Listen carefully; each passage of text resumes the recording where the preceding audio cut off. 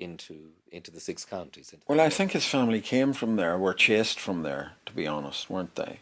So he probably had more of an what I find that in this jurisdiction that people have no understanding of what it would be like to live in the north as the minority. Um, and I mean, I would like to remind everybody that there was there was no vote about whether that state should exist or not. You know, there may be something about a united Ireland, but there was never anything about the six counties being established as a separate state. And for for for people to live in it without proper housing rights or job rights and all, you know, so John would know that as he was looking there. They were chased out, you know, chased off the land, and that's a bit of a diversion, but I would like the DUP to think about that. You Yeah, know, and it well even being in John's terrain around Mohill last month, so much of that history is present. You don't have to reach far at all to come up against it, and it's because a century is a very short time. of 100 years is course a very short time. it is, of course, and yeah, it has to change. You know, I mean, this is not really about John now, but it has to change. You can't go on with it like this. And then, um, just as a thought that, you know, people of the name of Donaldson were probably O'Donnells. And if they retained the name O'Donnell, they were pushed into Donegal. And if they took the name Donaldson, they were allowed to be absorbed into the major society. So, you know, Well, John Taylor's family had very, very strong links back into Mohill is that and that right? hinterland. So Okay. it's all very, very close. You Well, know, maybe that's why they're so insistent on being related to only the one place that they say they come from. um, I'm conscious even that this year marks the centenary of partition and the creation of the state of Northern Ireland and Mm. all the sensitivities around that.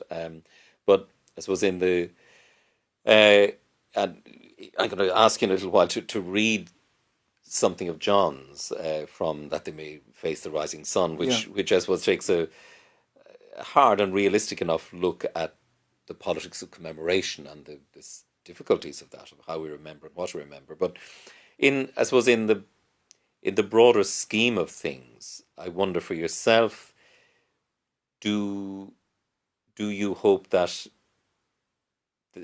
there will be a border poll and potentially some form of unity on this island in your lifetime, or should we be looking at potentially other ways of living together? Well, you can't go on with the artificial majority that was created when partition happened, and that's what it was there to do. Was to allow unionists a majority, with the hope that the Catholics would all run across the border into what they thought was their natural home. But so you can't go on with that. I mean, and all they're talking about at the moment is a collusion of all the unionist groups, so that there couldn't possibly be a nationalist first minister. This is absolutely disgraceful. Because if there's a majority of people who vote for the nationalist parties, then that should be acknowledged in the setup that occurs. It's just the old unionist thing. We have to be in charge, and that has brought nothing but disaster to the north. And I think you'll find if the nationalists were in charge, that they wouldn't be like they're a lot more civil, and they appreciate lots of areas of Presbyterian history where the first Catholic church in Belfast was the nationalists contributed enormously to that, because they thought it was obscene that there was no Catholic church. That's St. Mary's, and the Presbyterian church in Rosemary Street. There was a room a hiding place where they used to hide the Catholic priests. In the time of when they were forbidden to exist, and it just the history of 1798. Exactly, that's what that is, yeah. And of course it is, and the decency of that, that's what I must say. This is what the Presbyterians have to recover. Do you recognise Colin Bean's recent observation that some Protestants in the North regard the Republic as a very strange and foreign place and don't want to be under its sway? Is that still valid, and what can be done about it? Well, they're always going to say that.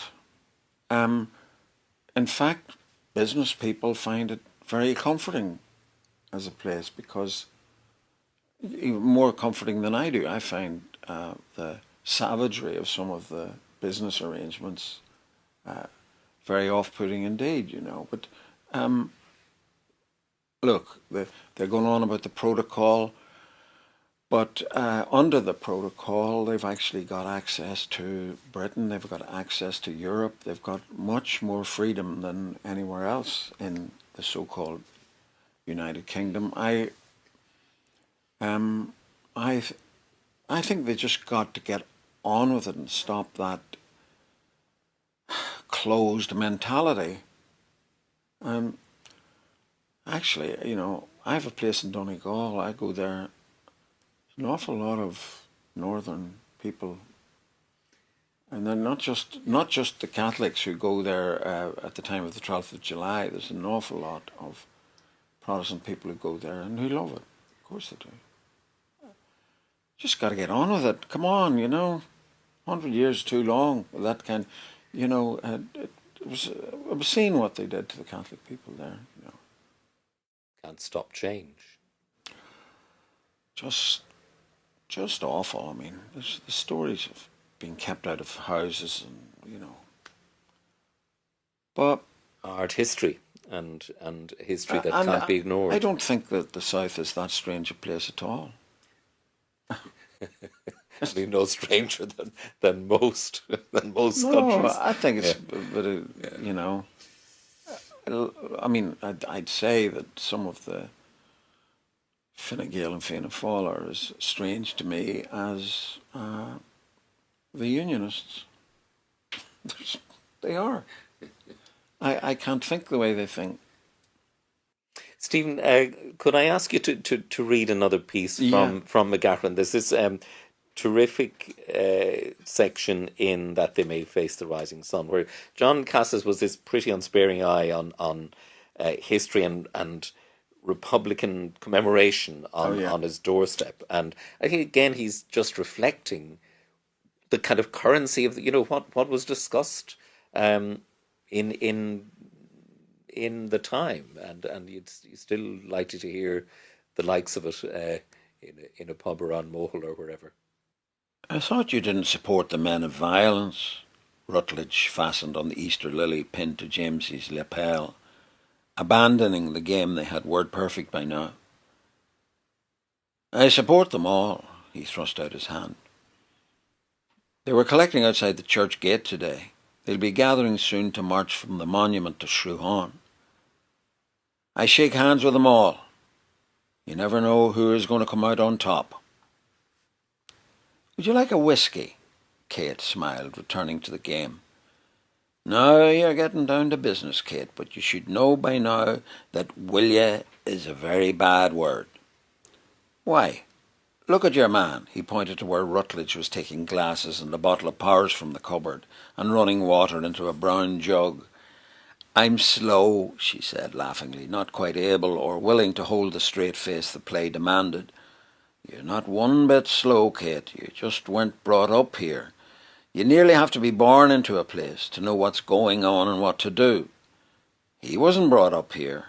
Not too far off, near enough to know. He wasn't at school, but he met the scholars. He raised his glass and cheered to greet the perfect ending to the play. There was a long silence in which they drank. Did you hear the cuckoo yet? He asked. No, not yet. You're very slack, he said with pleasure. I heard her 3 days ago at 6:10 in the alders on Moroney's Hill, and twice yesterday. How come you're the first to hear the cuckoo every year? I'm a sleepy fox. That's the why. In the lull, the sound of distant drumming entered the stillness of the house. After a few seconds, the drumming broke off as abruptly as it began. They're gathering on Glass Drum. In a while they'll march from the monument to the graves in Shrewhaun. I remember the ambush as if it was yesterday, he said reflectively. I was planting potatoes with my father on the hill. The sods had been turned and hearted. I was dropping the splits in the holes my father made. They were dusted with lime. There was nearly always a cold blast on that hill. We saw them coming up through the bog in single file with the guns and sloping on up towards Glass Drum under cover of the hedge this side of the river. They were all very young. Some of them were not much more than boys, God bless us all. They were planning to take cover in the ditches and to ambush the tender coming from Shrewhaun as soon as it got to the top of Glass Drum. They walked straight into a trap. The Tans had got word and a machine gun was set up. I never heard the sound before or since. A tinny sort of rat-tat-tat. Mulvey's red bullock got hit in the eye with one of the first rounds and staggered in circles round the field for hours, bellowing. The poor fellows didn't stand unearthly. Those that were able did their best to escape. All of them were wounded. They tried to hide as soon as they got as far as the bog. They were followed down with bloodhounds. There was an officer with a revolver and 12 or 14 men with rifles. As soon as the bloodhounds sniffed out a man, the officer blew a whistle. There was never more than the one shot. None of them put up a fight. They had ditched their guns on the way down. Some of the guns were found later.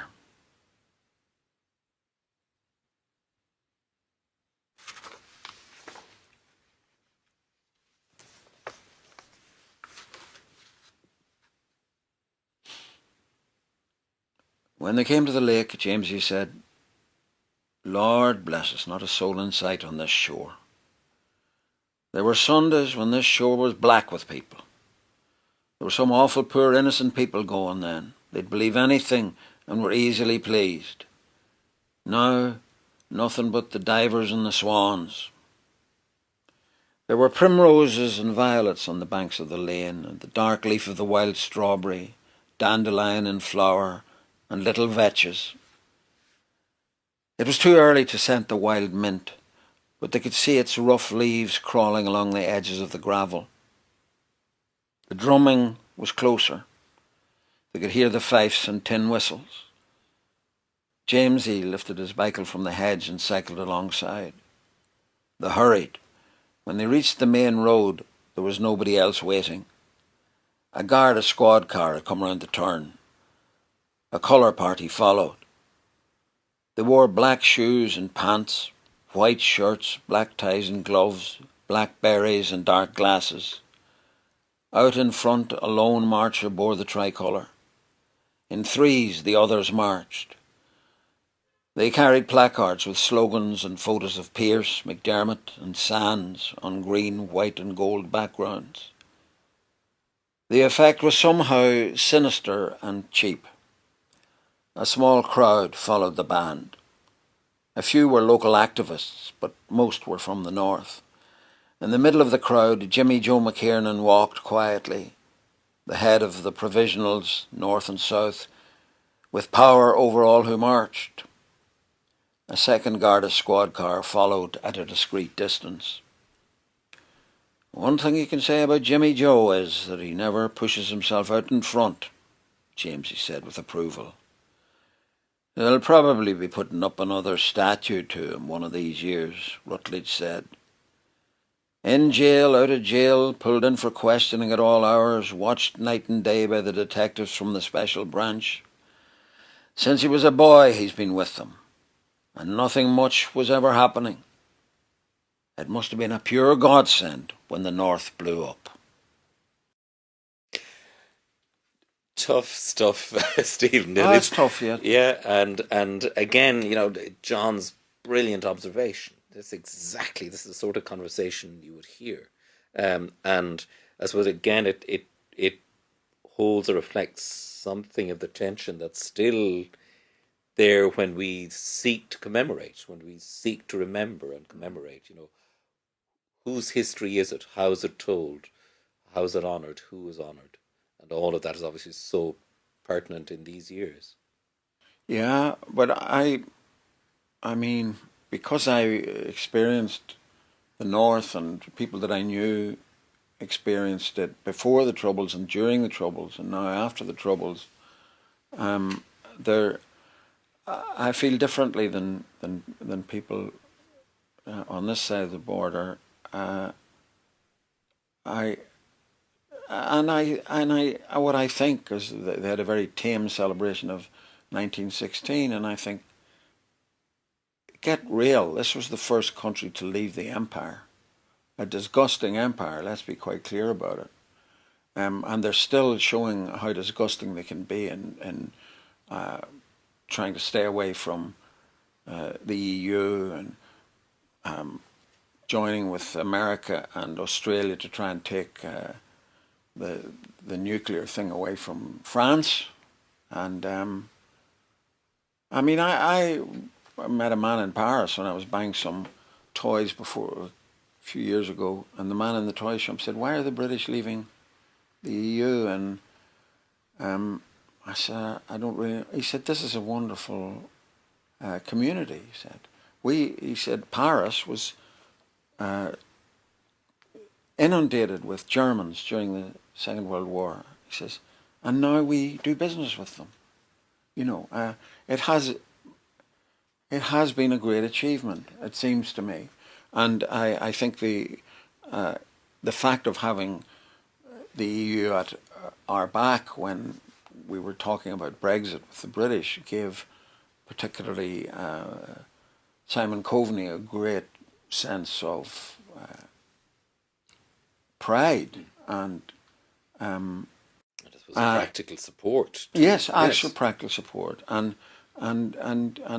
you're reminded that the Irish were Europeans long before the British were, and contributed to the whole, before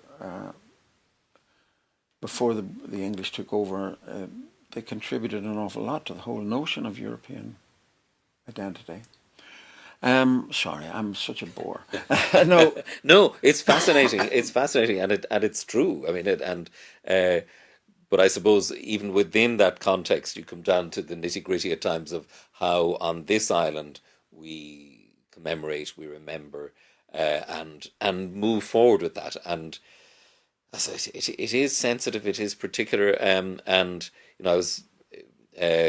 But Vincent, if I just may say, don't forget that the 1916 was celebrated more by people in India than it was by people in Ireland, because it had given the people in that part of the world the incentive to look for their own independence and look at the way the British withdrew from that subcontinent. I mean, disgusting.